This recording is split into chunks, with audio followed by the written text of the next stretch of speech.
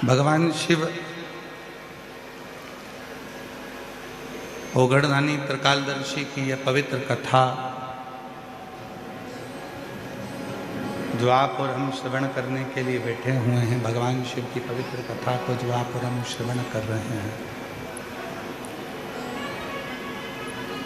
ये कोई साधारण सा प्रसंग नहीं है या साधारण सी कथा नहीं है।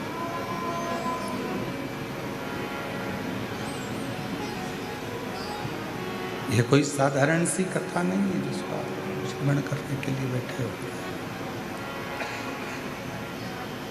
जितने भाव से, जितने दिल से, जितने आनंद से, जितने प्रेम से इस पवित्र पावन शिव महापुराण की कथा को आप बैठकर सुनेंगे, श्रवण करेंगे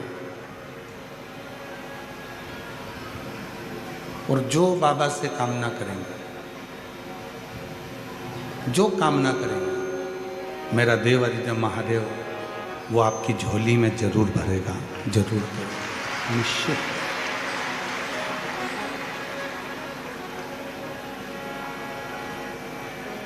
ये कथा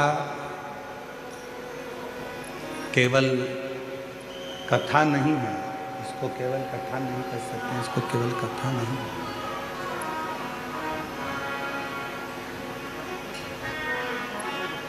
केवल कथा नहीं है।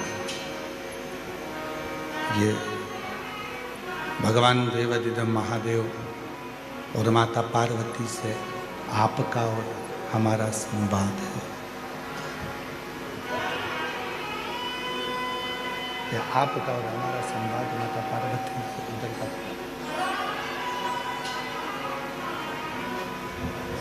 आपका और हमारा संवाद।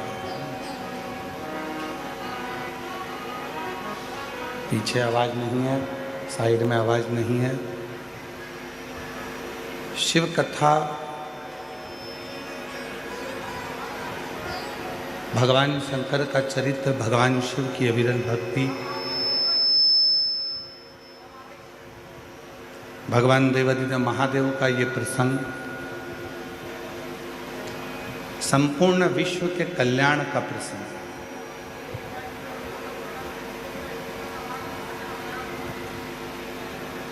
और जब दिल से, हृदय से भगवान शिव की अविरल भक्ति को आप हृदय में उतारते हैं, भगवान शंकर की विरल भक्ति को, पीछे की आवाज बढ़वाइए, पीछे की आवाज बढ़ाओ। भगवान शिव की अविरल भक्ति को जब आप हृदय से उतारते हैं और भगवान शंकर की विरल भक्ति को जब अपने हृदय में संजोते हैं, तो निश्चित है कि शिव कृपा करते जाएंगे।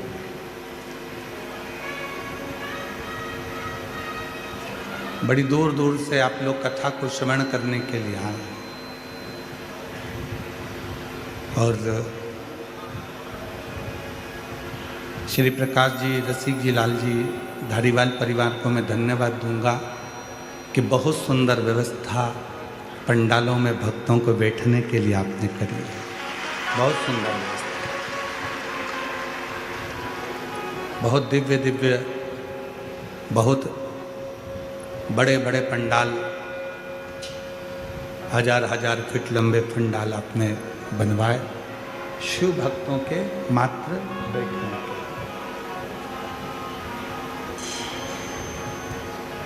अब जितने श्रोता हैं, जो कथा को सुनने वाले हैं, कथा को श्रवण करने वाले हैं, कथा के रसिक जो श्रोता हैं, जो केवल भगवान शिव से अपने मन की बात करने के लिए यहाँ आए हैं,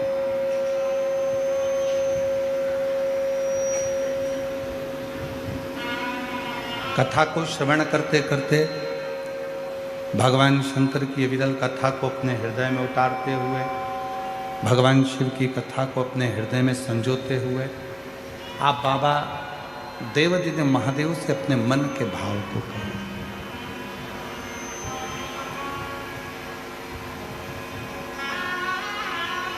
शिरूर वालों को ये कथा मिली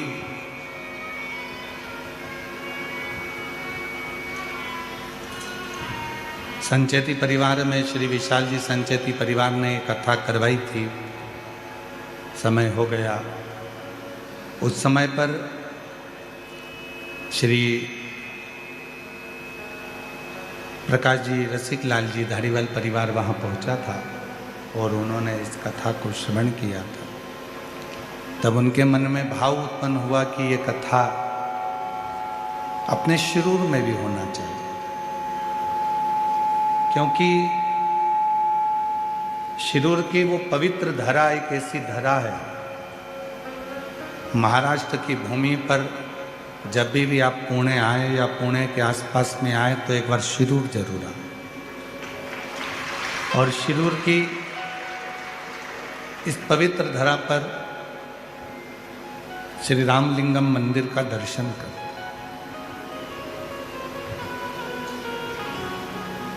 जहाँ पर भगवान स्वयं श्री राम जी ने भगवान शंकर की प्राण प्रतिष्ठा कर उसकी पूजन करिए, अर्चना कर। और आप सबके स्मरण में हो भगवान श्री राम जी महाराज जब वन के लिए चले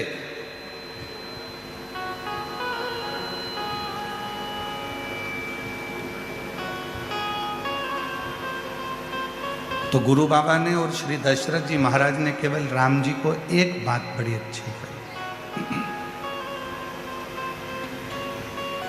कि राम, यदि दुनिया के सारे दुखों को नष्ट करना है, दुनिया के सारे संकटों को नष्ट करना है,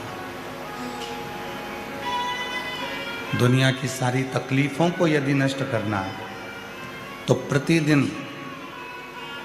एक शिवलिंग का, पार्थिव शिवलिंग का निर्माण होना जरूरी है। प्रतिदिन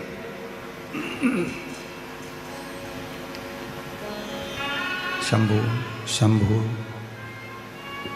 प्रतिदिन एक पार्थिव शिवलिंग का निर्माण हो, उसका पूजन करें, उसकी अर्चना करें। ये कोई भी बक्से ऊपर के नहीं चल रहे हैं, एक भी बक्से। पार्थिव शिवलिंग का निर्माण हो, पूजन करें, अर्चना करें।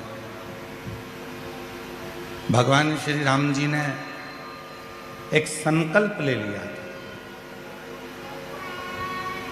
जितने समय मेरे बाबा भगवान श्री राम जी महाराज अयोध्या से लेकर लंका तक चले,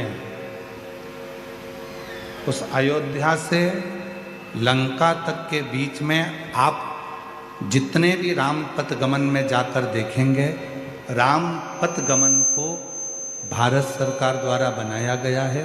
उस पूरे राम पथ गमन में, पूरे राम पथ गमन के अंतर्गत, पूरे राम पथ गमन में जितने राम जी के मंदिर नहीं हैं, पूरे राम पथ गमन में जितने भगवान श्री राम जी के मंदिर नहीं हैं, उससे अधिक भगवान श्री देवादिदेव महादेव के मंदिर हैं, जिनको भगवान श्री राम जी ने स्थापित किया। पूरे राम पथ गमन में जाकर, राम पथ गमन में जाकर देखिए।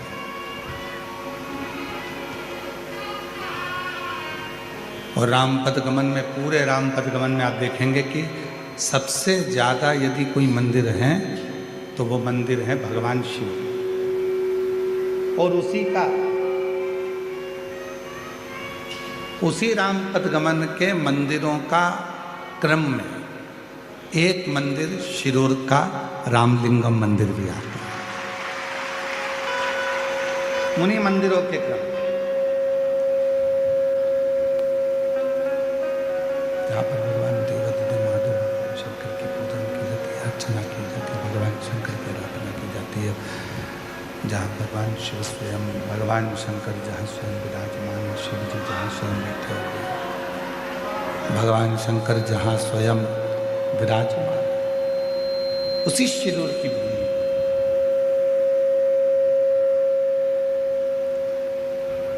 अब जरा विचार करिए कि जितने शिरूर वासी हैं, इसीलिए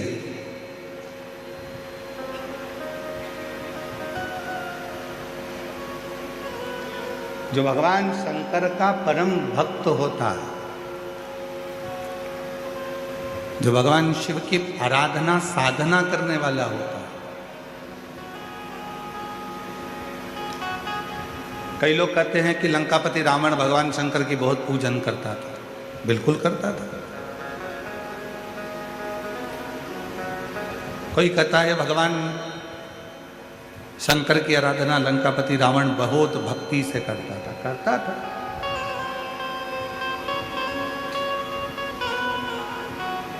रावण ने शिव जी की पूजन भी करी, रावण ने शंकर भगवान की भक्ति भी करी।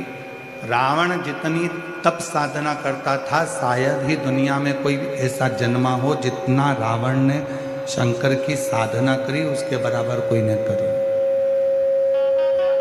शायद।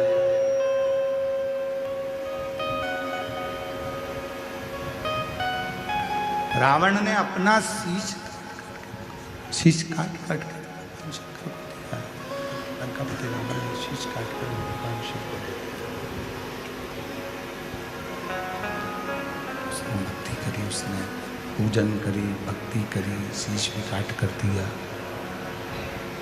सब कुछ किया। पर रावण शीश दे रहा है, भक्ति भी कर रहा है, पूजन भी कर रहा है। पर रावण, दुनिया के लोग कहते हैं कि वो भक्ति करा, पूजन करा, शीश काट कर भगवान को दिया, शीश काटा, पैना को दिया, सब कुछ दिया उसने। पर कई लोग कहते हैं कि फिर रावण का अंत क्यों हुआ, उसका कारण क्या था? शिव महापुराण की कथा कहती है रावण ने शीश दिया पर दिल नहीं दिया। रावण ने पूजन करी, अर्चना करी, साधना करी, पर रावण शिव पर संपूर्ण भरोसा, विश्वास नहीं करा। और शिव जी को, भगवान ओघड़दानी को, भगवान शंकर को तुम्हारा धन, वैभव, संपदा, सत्ता, तुम्हारी दौलत भगवान शिव को नहीं चाहिए। शिव जी को तो एक ही वस्तु प्रिय है, वो तुम्हारा विश्वास। जिस दिन तुमने शिव पर कर लिया, शिव तुम्हारा सबसे मूल है विश्वास।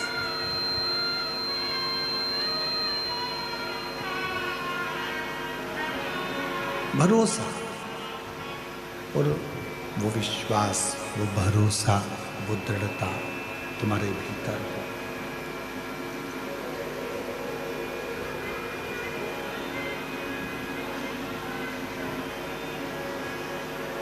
ये आशीष, आवाज नहीं आ रही है, उधर भी पीछे भी। आवाज का कारण क्या हो रहा है? बक्से नहीं चल करके, बक्से भी सब बंद पड़े हैं, तो बक्से की आवाज खोलेंगे तब तो चोंगे की आवाज चले।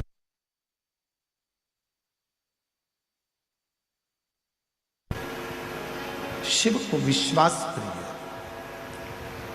भगवान शंकर को तुम्हारा धन, दौलत या संपदा नहीं चाहिए।